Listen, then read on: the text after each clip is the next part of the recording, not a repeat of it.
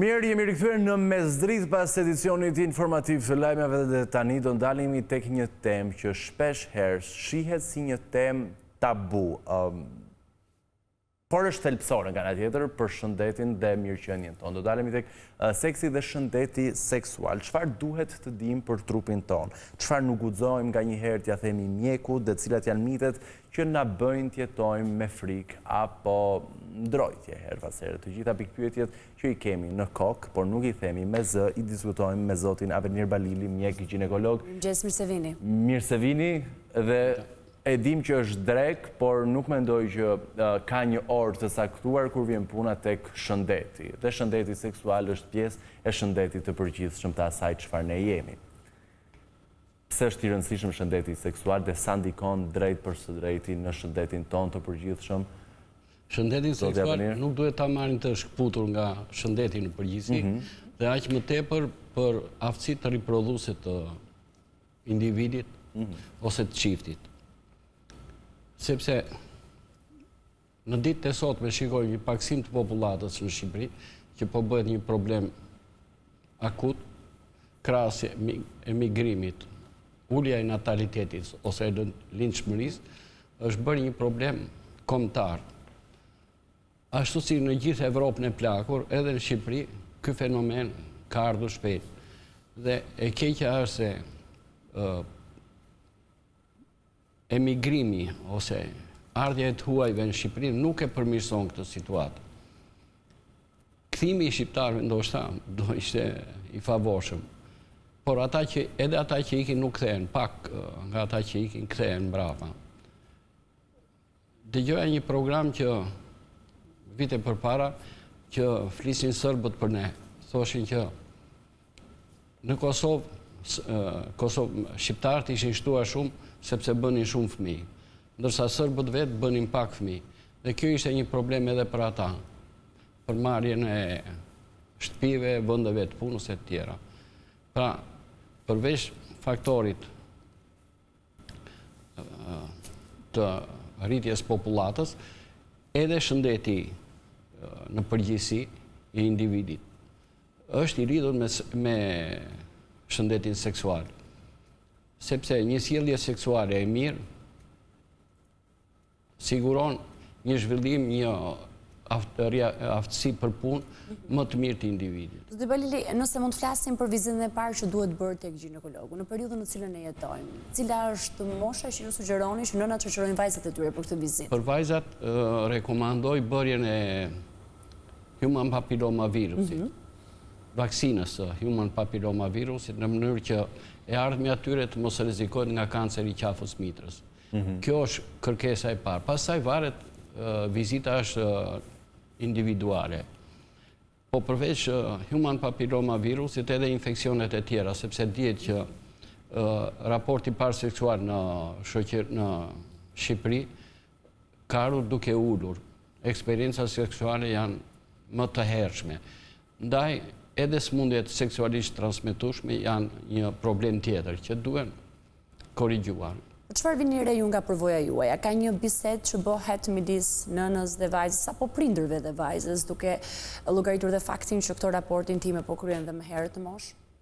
Përveç nënës, faktori i rëndësishëm është shoqëria ose eksperiencat individuale të secilës shoqe dhe pastaj në grup shkëmbejnë eksperienca e tyre që nganjëherë janë të gabuara. Nëna ndoshta do ishte informatori më i sigurt. Për të bërë këtë bisedë të parë me vajzën. Normalisht. Në një moshë? Kur vjen cikli i parë menstrual? Ndoshta edhe një çik më përpara. Edhe më përpara. Ka një lidhje të ndërsjellët midis diabetit apo problemeve si tensioni i lartë me shëndetin seksual, por edhe ana sjellta? Diabeti po bëhet një problem i madh në vendet e industrializuara, krahas obezitetit. Shikojmë që fëmijët e sotëm janë shumë obez, të paktën në krahasim me periudhën time, që ka një diferencë të madhe. Obez sot kemi plot. dhe është nga keqëushqyerja, nga qëndrimi para kompjutit dhe mos praktikimi sportit. Në kohën tonë, fushat e sportit ishin plot fëmijë, ndërsa sot të tërë vendosen përpara kompjuterit, duke ngrënë patatina edhe Nutella, duke pirë Coca-Cola, që është një tjetër faktor i rëndësishëm që akuzojnë. Ndërkohë, flasim edhe për lindshmërinë. Ju na thatë pak më parë që raportet intime po kryhen në moshë më të herët krahasuar me vite më parë. Nga ana tjetër, teksa flasim për planifikimin e ardhjes në jetë një bebi, gjithmonë edhe më tepër po shtyhet ky moment. Çfarë keni bërë ju në praktikën tuaj? Para disa ditësh pata një bisedë me një koleg kanadez, që më thanë qendrat e fekundimit në pruvet në Kanada po bëhet nami, sepse vajzat e reja vjen edhe depozitojnë vezët e tyre, për t'i shfrytzuar këto vezë disa vite më vonë. Disa vite ose disa dhjetra vjeçar më vonë. Dhe kjo është një epidemi që të paktën ma përshkroj për Kanada, por Kanada, Australi, pak a shumë e njëjta situatë është, më tha. Dhe është problemi i madh, sepse lindshmëria,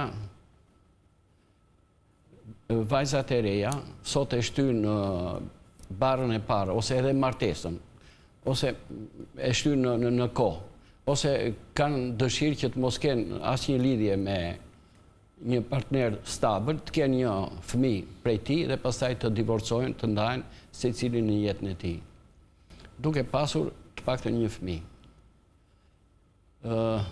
Dhe kjo shihet edhe në Shqipëri sot. Ardhja në jetë e fëmijës parë është shtyr në vite. Martesat janë shtyr në vite. Kështu që për bërë një problem, se me kalimin e kohës, me kalimin e viteve, aftësia për të riprodhuar, dihet që vjen duke rënë. Mbas të 30-ave, 35-ave, vjen duke rënë. Derisa merr fund pastaj me ardhen e menopauzës. Fenomeni i ri është që edhe në menopauzë gratë nganjëherë kërkojnë fëmijë dhe quhen nëna plaka, që u thonë. I kanë quajtur, vazhdojnë të quajnë, po shumë ginekologë rezervohen nga ky emërtim, sepse është bërë një fenomen jo masiv, po i shpeshtë. Pra po flasim për zonjat të cilat në periudhën e menopauzës duan të kenë... Është e mundur, realizohet, do? Realizohet. Është e shëndetshme? Jo. Nuk është e shëndetshme? Pse? Pse? Sepse këto gra që janë në menopauzë do përballen me barën. Bara është një stres për organizmin. Mbas të 5 vjetave fillojnë ndryshimet në organizëm. Normal. Atëre, bara, këto gjendjen e tyre shëndetësore e keqëson. Pavarësisht se ato thonë gjatë barës ne ndihemi më të reja, më të forta, më të afta, por e vërteta është ndryshe.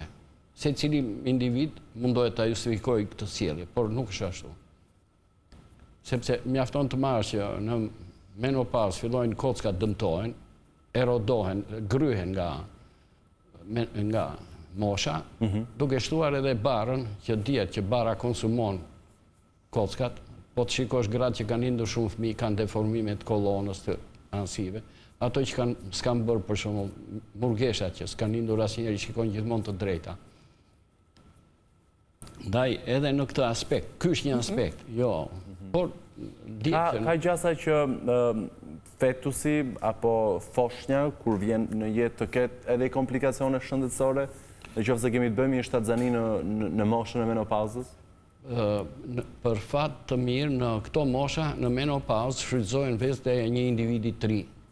Se po të shfrytëzoheshin vezët e individit. E nënës?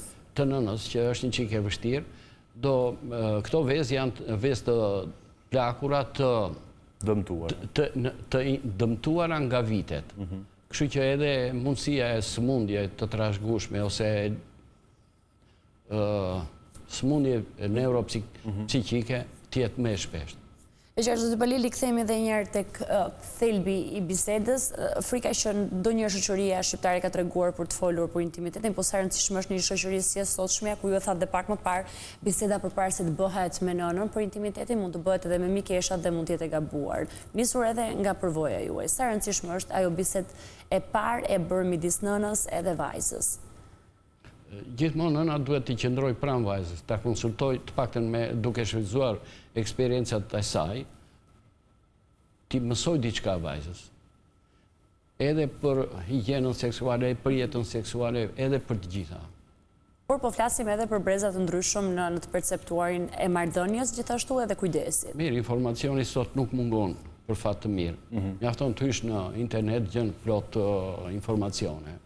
Duhet dalluar një gjë, që ka informacione të sakta dhe jo të sakta, duhet zgjedhur në këtë. Cili është një informacion që sipas jush ka qenë i gabuar deri tani që u shehet ky brez i ri dhe vin me atë mendësi tek ju? Po ka plot, por nuk... Çdo gjë që ndoshta nuk është e bazuar shkencërisht, sepse flasim vetëm për gratë, por është rëndësishme të flasim nga ana tjetër për shëndetjen seksual të burrat. Ju keni bërë disa herë më parë një deklaratë shumë të fortë, pak që filmat për të rritur, pra filmat pornografik ndikojnë drejt për së drejtin në shëndetin seksual tek meshkujt. Të ndalemi pak edhe këtu, sepse pornografia është një e keqe e sotme, që lexoja diçka e thoshte që është një planet më vete që xhiron jashtë rreth shoqërisë tonë dhe që nuk mund ta korrigjosh më, sepse të ardhur nga pornografia që nuk e dija ishin më të mëdha se të ardhurat e Hollywoodit. Ndaj edhe pornografia është bërë diçka e shkëputur, që shikon vetëm interesat e saj. Por në anë e pornografisë përhapen sjellje seksuale jo të shëndetshme. Se jo çdo gjë që shikohet në filma porno pastaj është e shëndetshme. Dhe e keqja është se të rinë duan të imitojnë këto sjellje. Duke imituar këto sjellje, pastaj sepse është ndoshta vendi ku mësojnë si të sillen seksualisht për shkak të mungesës së këtyre bisedave që ne i përmendëm pak më herët. Bile disa ginekolog ose seksolog, seksolog, androlog, po.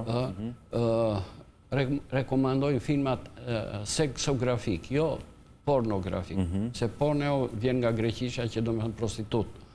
Ndërsa seksografia është diçka më klasike, më e shëndetshme, duke eliminuar praktikat seksuale jo të shëndetshme, jo të mira. Çfarë ndikimi kanë pikërisht këto filma tek shëndeti seksual i meshkujve? Dependenca një është, varësia nga pornografia, që është një devijim, tash e quaj normal, por më përpara disa e quajnë devijim jo normal. Sepse shikojnë tërkohën filma porno duke qenë burrat martuar. Dhe kjo ndikon tek marrëdhënia, tek aktiviteti seksual me bashkëshortet. Gjithmonë. E qartë, Zoti Palili, ne ju falenderojmë shumë për këtë bisedë, për t'i dhënë gjithë informacionin nevojshëm edhe familjes që na ndjek për të ndërtuar një komunikim më të shëndetshëm mes tyre mbi gjithçka që bazohet të shkencë. Shkojmë me një herë një shkëputje publicitare, ne kthehemi vetëm pas pak, do të flasim për një rast suksesi, por në diasporë.